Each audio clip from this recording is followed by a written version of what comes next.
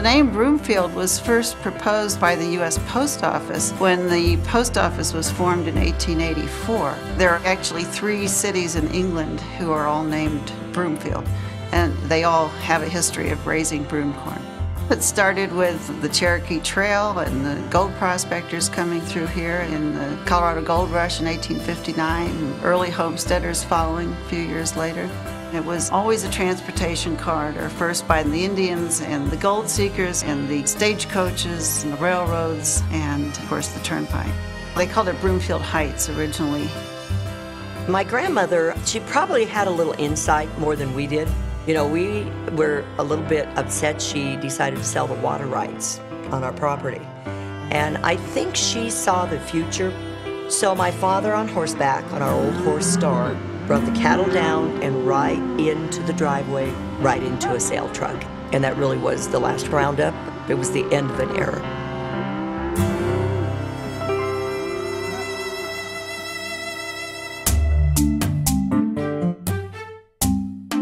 For the 1950s, the scale of home ownership is dramatically different from anything that came before. Returning World War II veterans, the GI Bill, the economic boom, a prosperous period, and the veterans really wanting to have the reward for their service. It's such a distant location from other areas, and it's almost like a laboratory. We can control all the variables here. The press was calling it a dream city. The investment group that put together this real estate deal and made it all happen had a friend by the name of Dwight D. Eisenhower. When Broomfield actually started, it was considered to be a planned community, one of the first in the United States. There's no government, so we passed the hat. And I can remember many Saturdays walking up and down streets asking for contributions to pay for our police department.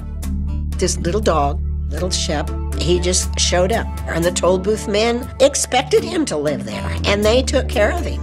He is Broomfield history, and he was there 14 years. They didn't have any schools at first, so they started what they called their cottage schools. They held classes in the houses.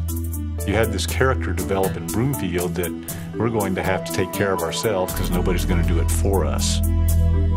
It's really suburbia who bought the land from the rural enterprises and expanded into those areas and made it very hard for farmers to resist that great upsurge in retirement income that comes from selling agricultural land for suburban development.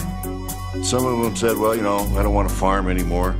Maybe it's time to annex my land into the city, and some held out longer, but I think they all knew that development and growth was headed this way. Broomfield, as a result of a lot of these annexations, was in 4 different counties: Adams, Boulder, Jefferson, and Weld. So here we are in '96. Citizens say, go create a city and county. Well, that hasn't been done since Denver did it like 100 years ago. So procedurally, you had to change the Constitution of the state.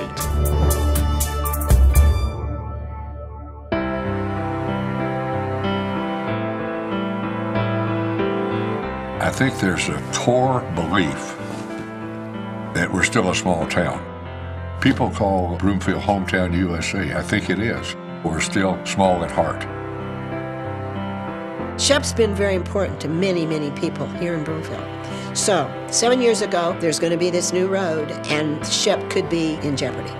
The city maintenance men moved him up there, along with the fence, along with his stones, and now the school children that come for the tours, he's right there. They see Shep.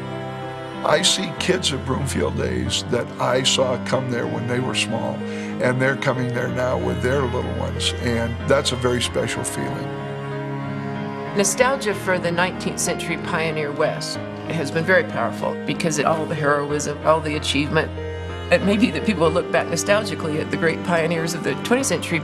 They pitched in and they made homes, and they made themselves into a community and into neighbors. I actually think that's probably pretty likely that by 2040, 2050, there'll be a movement of great nostalgia for the pioneers of 1950s Broomfield.